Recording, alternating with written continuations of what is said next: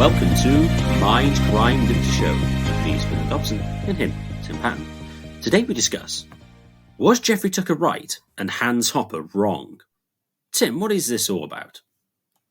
Well, this is somewhat inside libertarian gossip here, but Jeffrey Tucker and Hoppians had a bit of fight, to say the least. Hoppe invited Tucker to the PFS Society, and Hoppe at the PFS Society had a lecture criticizing Hayek. There was some discussion afterwards here. They were both very amicable, but then a few years later, Tucker and Hoppe had sort of an intellectual falling out on the lead up to the Trump campaign here.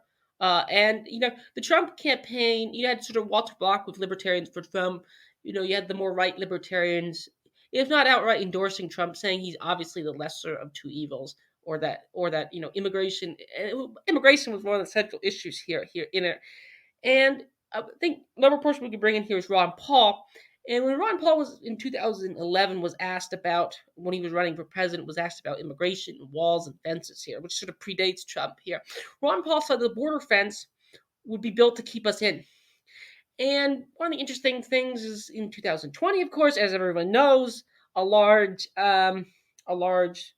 very strict border control system emerged, definitely in places like Australia, definitely in places like Scotland, to a lesser degree in the United States, but definitely in somewhat mild to moderate, to even extreme versions in Italy, New York City, parts of California here, where you had a very tight border control system. And up until recently, it was dropped by the House. But up until recently, the United States would not allow anyone who didn't have their Pfizer or Moderna shot in. So you had a very tight border screen, and Ron Paul would point out that there's also the domestic war on terror is alive and well.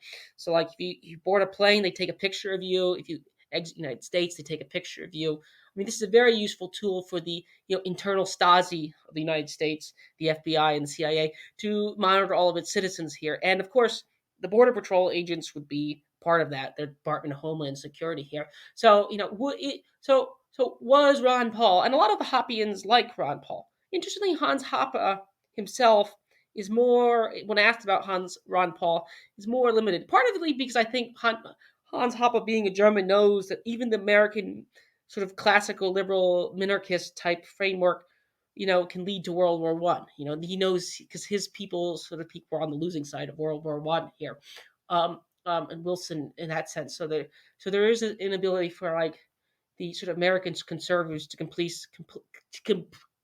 police the American liberals from going full abroad here. Although we just did an episode on Mises and the eras of classical liberalism in general here. But Hoppe himself is somewhat as dated measure, and as the COVID thing. So Tucker, to his credit, was Tucker during the Trump campaign was a little annoying, to say the least. And Hoppe had his lecture about realistic libertarianism. But Tucker, to his credit, on COVID, was more than outstanding. He was one of the best people. He started the Brownstone Institute. I think he was pivotal, I think, in the Barrington Declaration, I think.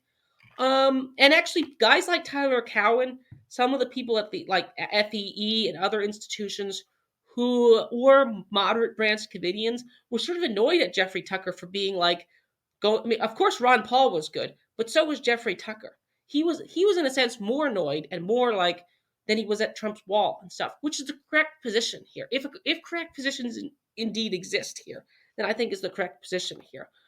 So my question for you, Swithin, here, and it's I think Ron Paul got it because Scott Horton would say the claim that the state was always aggressive towards certain people here.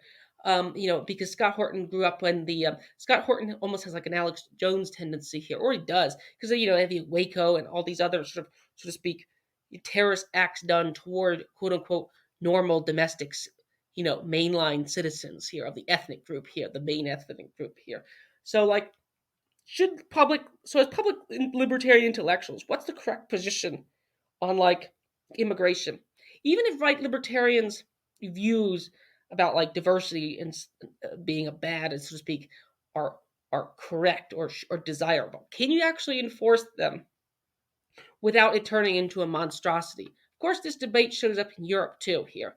So what should libertarians do if the state is hostile to like the quote unquote, what Hoppe would call the the normal orders of like in his realistic libertarian speech here, because like the state has become hostile toward those type of people here. Um, so what would you take? I mean, should you go more like Jeffrey Tucker, or was Hans Hoppe wrong here? Swithin? It's a very difficult question, because on the one hand, if you're just taking a straightforward libertarian view, that immigration just seems to be subsidized to a large degree. And so just taking on that fact, it's like, well, okay, well, let's remove the subsidies. Well, and by subsidy, I mean, so for instance, I mean, if you come to England and you claim asylum, and this isn't the only way you can do it, but it's clear that most of the asylum seekers are not asylum seekers, but they're economic migrants, because if they were asylum seekers, they would have stopped in France, which last time I heard was recognised as a relatively safe country.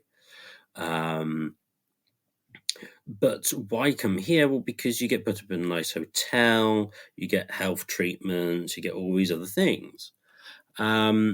So, there's lots of motivation for you to come. So, I mean, clearly you could kind of get rid of that. But that doesn't seem to be wanting to be got rid of anytime soon. Then you've got the general welfare state. Again, how you can't really get rid of it. Now, so you could then suggest, well, what you need is a wall, make it harder for people to come legally. Well, I suppose actually in this context, it's trying to prevent people coming illegally. And so that's then going to be better than if you didn't. But then, of course, if you set up these sort of border controls and you set up these border controls and things, it can then be used against you. So, for instance, now it's not something that the libertarians have supported anyway, but in the UK, there's something called the prevent strategy, which was originally set up to, well, the intent seemed to be to de-radicalize, quote unquote, Muslims, effectively, typically young male ones, because otherwise they might become somewhat explosive. Well, that was the idea. But now it seems to, the most of the remit seems to be to seek out far right extremism, and those sorts of sort of conservative types who maybe have supported Prevent to begin with might now be the types who would be investigated by Prevent for radicalizing youths in certain ways. So there's problems on. So you've got problems on both sides, because if you don't put walls, if you don't make it more difficult for immigration, if the sort of trads are correct, social cohesion keeps going down, lower trust society, which then causes problems with contracts and things, or just a less pleasant place to live, etc. Until eventually, you might get sort of some form of social breakdown in the absence of a strong centralized state, because of course that's one of the arguments, is that, well, you balkanize the people and then you need the strong state to prevent internecine conflict amongst all these disparate groups within a particular area. So you're going to get we've got to compare counterfactual situations, and the obvious problem with that is, well, the counterfactual never existed, so we don't know what we could do. Ideally, when it comes to immigration, what you would want to do is to get the state to allow individuals to sponsor people to come over and make them, this is sort of the Hoppian solution really, to be legally liable for them and then make them pay a fee to do so, which covers various different costs, probably to do with the police, the military, and the transport, at least, because those are the things you can't reasonably exclude anybody from. Well, you can, in principle, not the way the state delivers the services. So you would ideally want that, but I mean, when you have basically a hostile ruling class, I mean, there's not really much you can do. I mean, what you really need to do is more generalized. How to replace the ruling class with something better. I mean, that's really, rather than on the sort of single issues. But I mean, I suppose it's kind of playing defense, as it were, on all angles. Try and put the defense on the immigration line, but also on the sort of state surveillance line. But trying as much as possible not to get one to give significant ground to be used for the other. That is, restricting immigration and then increasing the surveillance state. So, as to whether Jeffrey Tucker was correct, is very difficult to tell, because you don't know what would have happened if the immigration restrictions of the wall wouldn't have been built in the first place. So, I could also say, was Ron Paul correct? I mean, but I somewhat use Jeffrey Tucker's name because I think one of the issues here, you could say Ron Paul was actually the most correct of them all here. That because even some of the right libertarians, one of the things that you could say is that like the COVID state was somewhat built by certain aspects of Trump, certain aspects of the conservative movement, which is in a certain way from familial with certain elements of the libertarians. Of course, it's also built by the progressives, and there was a flip that happened somewhere around February in the United States. Here, it was sort of fascinating to watch. But you could just say that the COVID state, so to speak, the build up of that state, as well as the sort of generalized domestic war and terror state, which was built up, was sort of a bipartisan project here. And one of the things that Ron Paul got right is that like the certain aspects of like the normie libertarians are fully on board with certain aspects of that state here. And I also think the conspiracy angle is another thing that should be brought up. Ron Paul, like if in 2016, if that was the centerpiece argument against Trump's wall, that it would be used against quote unquote us, I think that would be viewed by many, left libertarians, Reason Magazine type libertarians, as well as broader population, as well as the fact checkers, as a conspiracy theory. Why would you think, the government would do that? Even Joe Rogan would, well, maybe not Joe Rogan, but, the mainstream would view that as a conspiracy theory, as someone being paranoid.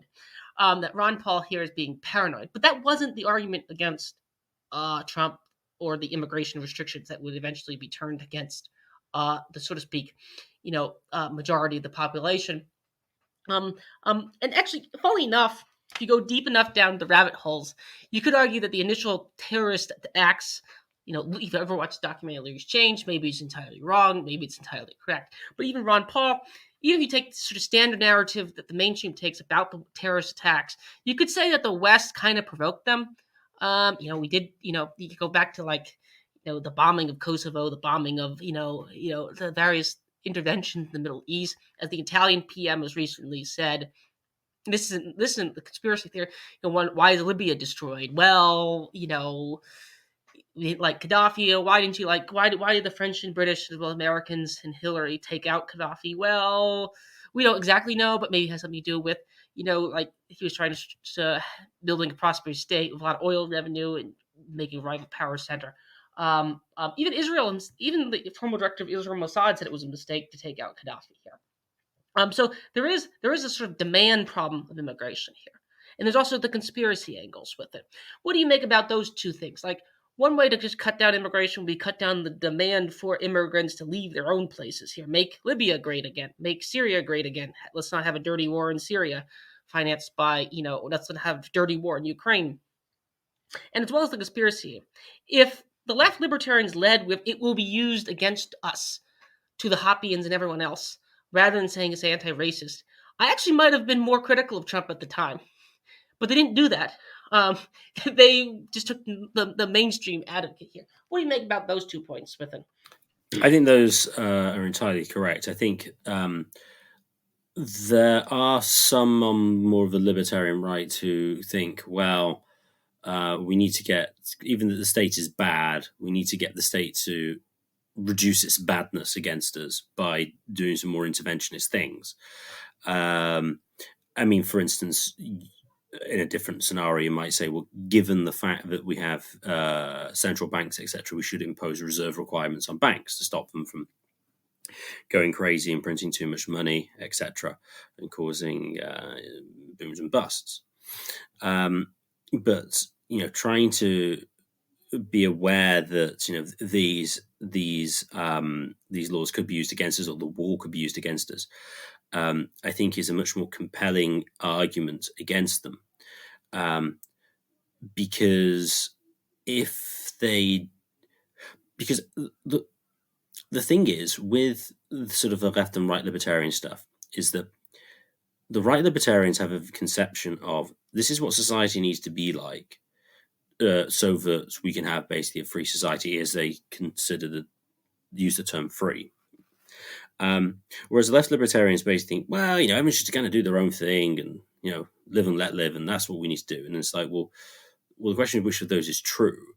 And the left libertarians, rather than trying to make a strategic case as to why the immigration restrictions and the war were a bad idea, they just kind of stout about, well, live and let live and sort of free weed and prostitution are good type stuff, and brown people and other colors, they're great, we got loads of them, so we need, rather than sort of working within the paradigm to explain why this particular goal means won't achieve the goals they want to achieve, which I think would have been a fundamentally sounder rhetorical strategy.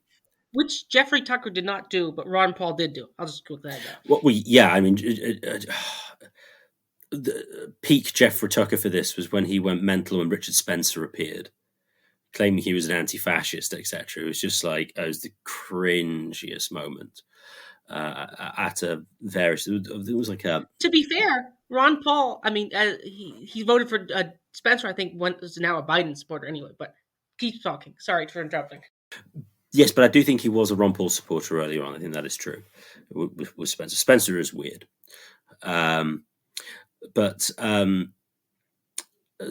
we've got Ron Paul. What was your second point? I can't remember your second point. Cutting down the demand for immigration by making other countries. I mean that is so obviously true, and nobody seems to get it, and would even attempt to deal with that.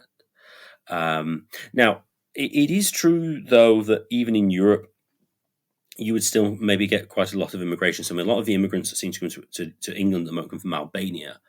Now, Albania isn't the richest place or the nicest place to live, but it's not a failed state in the way that Libya is or Syria is.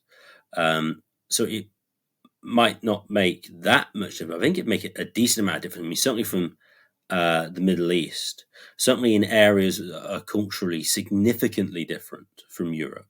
You think you'd require much more motivation to leave, whereas if you are sort of European, and Albania was probably Christian at some point. Obviously, it was officially atheist for a long time.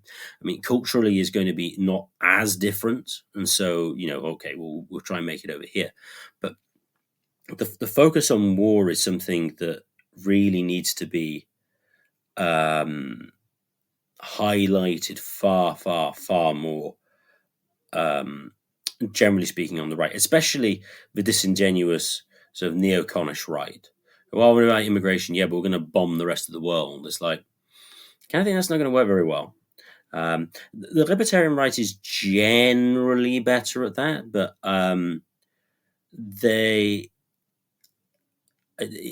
they need to highlight that more clearly, and I think in general have a more nuanced understanding as to why migration rates have changed the way they have and why people move. So yes, certainly stopping overseas wars is going to do wonders for people not moving. Because frankly, if your country is getting bombed, you kind of think, it might be worth leaving. I mean, that's not an entirely surprising thing, is it? One of the areas in which I think the right libertarians do get correct, though, that the left libertarians have a blind spot here, is that if there are countries that are quote unquote more stable for cultural or other verboten reasons, then there is going to always be a demand for them to move there. So like if you ask, like So this goes like, if you look at the subline of Adam Smith's books, Wealth of Nations, Inquiry into despairing rates and stuff like that. Well, you have to sort of ask yourself, why are certain countries objectively, if there is a sense objectively, nicer to live in than other places here? And that's a question which, well, that's a question which has to be answered here. And I do think the right and left libertarians have so to speak differing frameworks here of how they would answer that question here. But even so, I think there could be some amount of synthesis here. I think Keith Preston joked once is if you had a choice between or if it's anarcho tyranny or police state, many patriot types might end up taking anarcho tyranny, because at least under anarcho tyranny you can defend. Well, it wouldn't be quite anarcho tyranny, but it'd be more like a failed state or a police state. A failed state actually might be better off, because at least you can defend yourself. At least the state is a particularly organized form of gang here. So there are ways in which I think the left libertarians can make me more hostile toward, or the right libertarians in general, hostile to Border Patrol. But they didn't do them in 2016. They, for the most part, took the political correct line here with respect to that here, for better or for worse here. So that would be my point there. Here. As as libertarian public intellectuals here, not that we're like big time name ones here, the advocation of violence toward the state here in this area, because whatever you can make fun of Joe Biden and John McCain, Nancy Pelosi, or for that matter Bush, Trump, whatever, they're not really have any trouble with using state agencies against their enemies, state agency violences against their enemies here. And I think in one of our previous episodes, I say we're not really in a position to take power anyway. So what should be the view here? And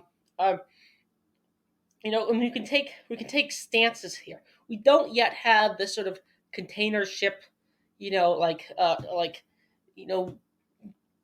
scenario where thousands of millions of people are showing up. We don't have that scenario here, which some people fear.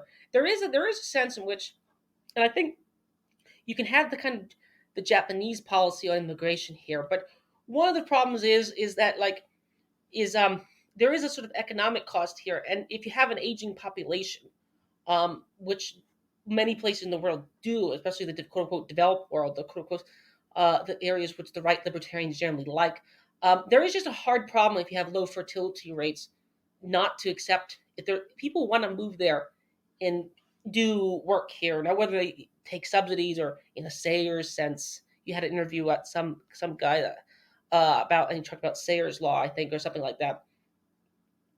There is that problem, and that problem is cultural here too.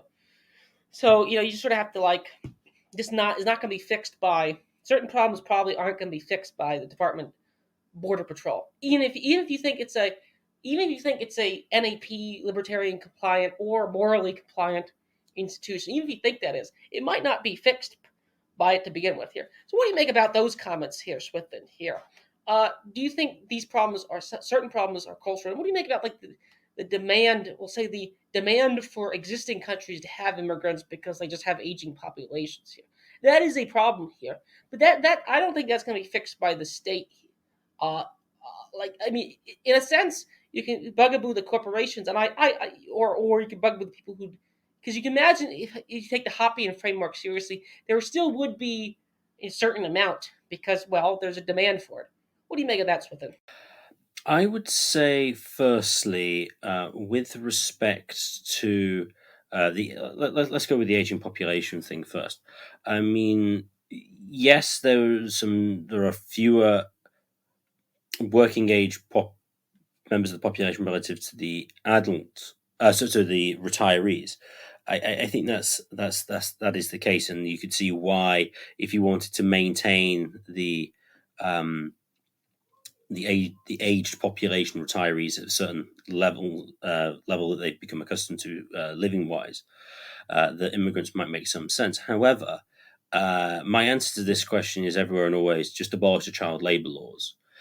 A lot of the time, the argument is we need immigrants to do jobs that the native population won't do. It's like, well, just get the kids to do it,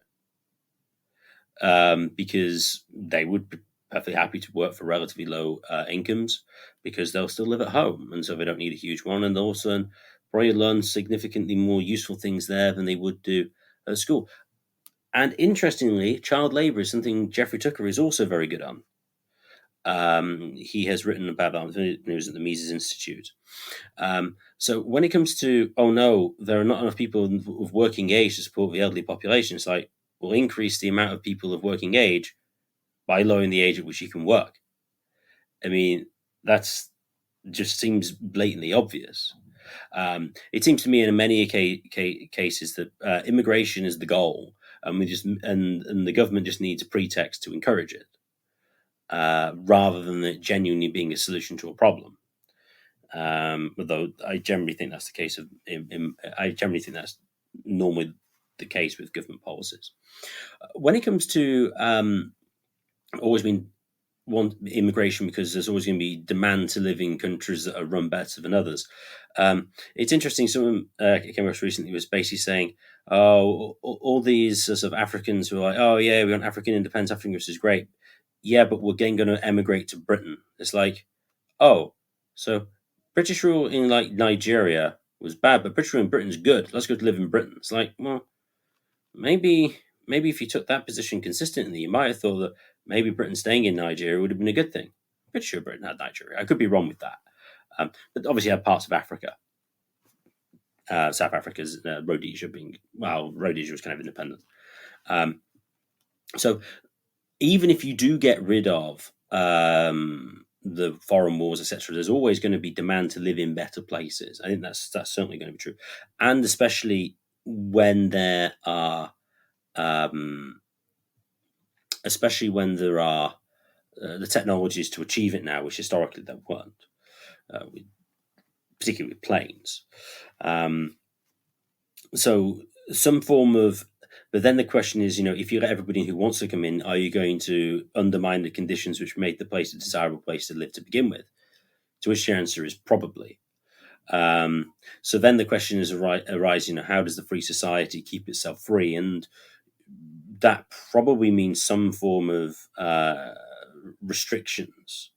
Now, whether those restrictions can be done purely contractually, maybe something like, well, I will sell you this house, this sort of residential property, on the condition that you don't sell it to somebody else who is non-approved by a certain sort of community body or something like that, or whether it's a case of the ruling elite in the society go, well, actually, people can only come and live and work here if they conform to this, and this condition, sort of attributes or something like that. But yeah, I think it's always going to be the case. You're going to have people want to live into these other places. Now, that said, as well with immigration, I mean, if you got a world of like even increasing levels of mobility, maybe flying cars or even faster planes and stuff, I mean, that may make things more interesting because it would allow people to work much further away from where they live. Now, how far is another question, because historically, people are tied to a particular area because they live and work there. But insofar as you can work further from where you live, you kind of live this sort of weird hybrid existence whereby you live in one area for working and another area for not working. That said, of course, with the internet and stuff, the extent to which people are going to homework more is another question. So maybe that'll go the other way.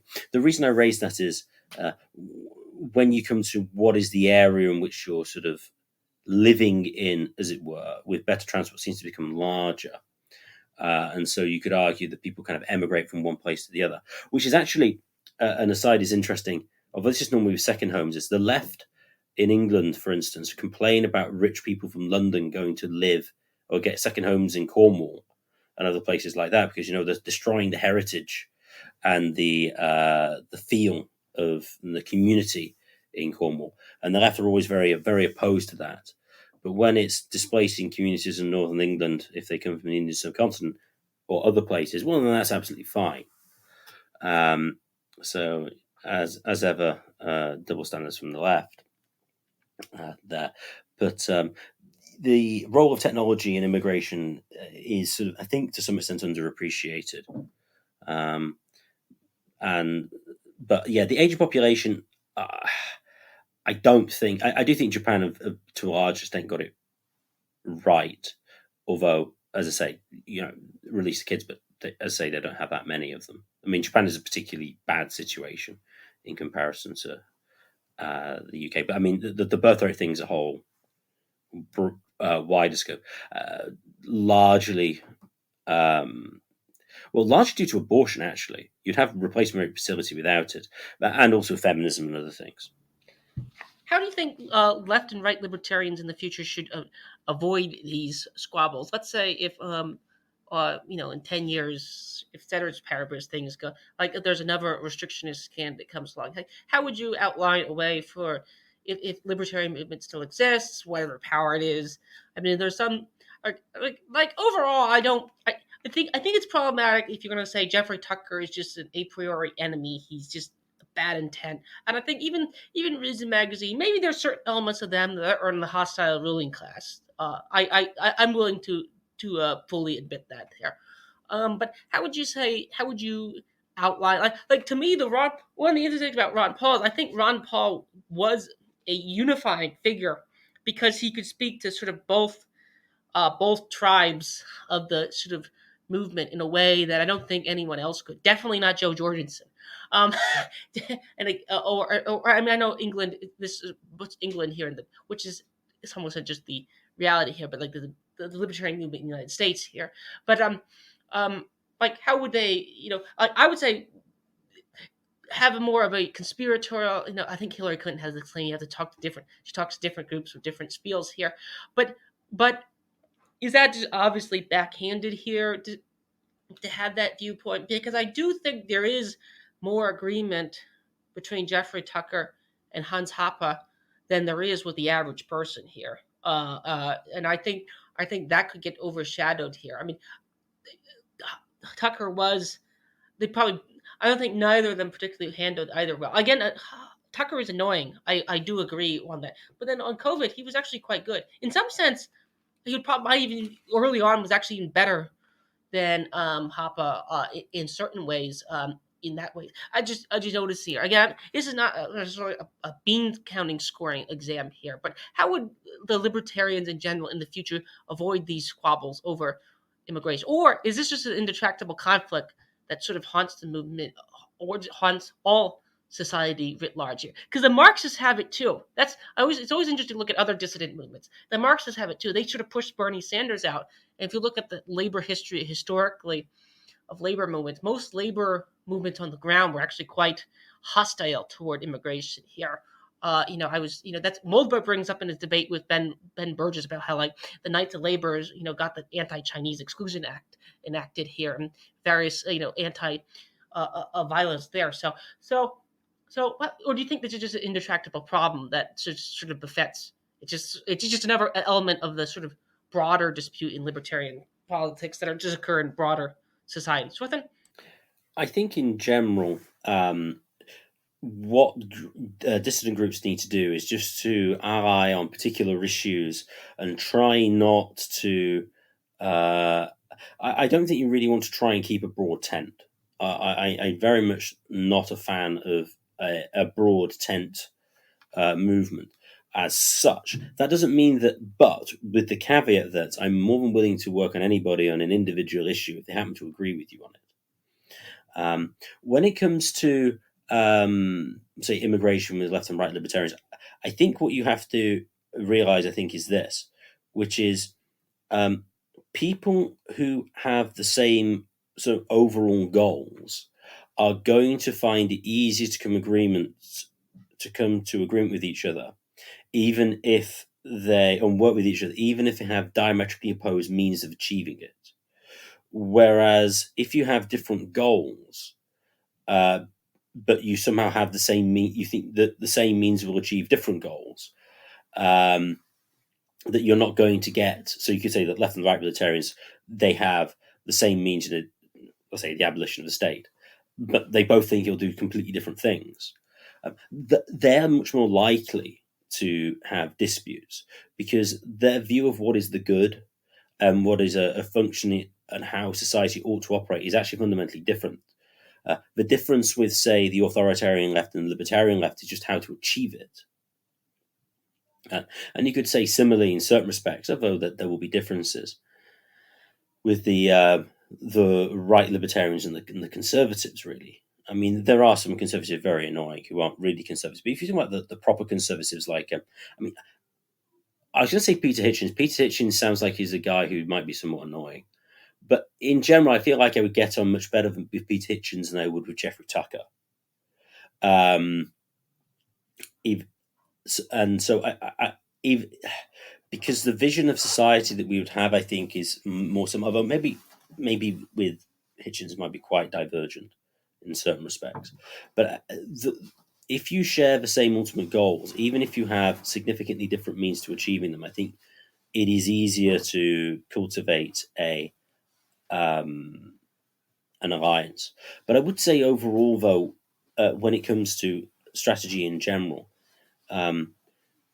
you're going to need what motivates people, I think, to a large extent, is a thicker view of politics rather than a very thin sort of plumb line blocking libertarian. That's not going to motivate anybody.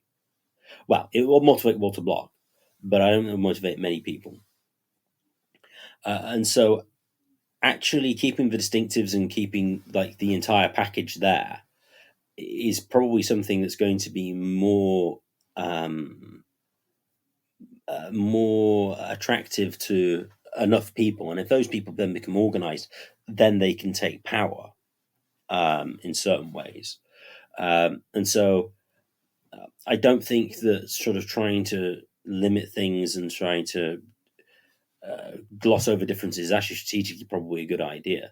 That said, of course, I said, if you have singular issues like, for instance, the Rage Against the War Machine event, we have this sort of like culturally leftist sort of anti-war party on with the libertarians and some, I don't know if there's any conservative groups. I mean, perfect, yeah, do that. But don't try and keep it within a particular organized and defined group.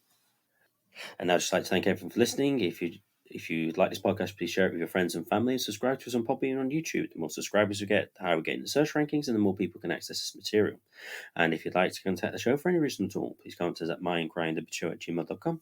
That's mindcrimelibertyshow@gmail.com.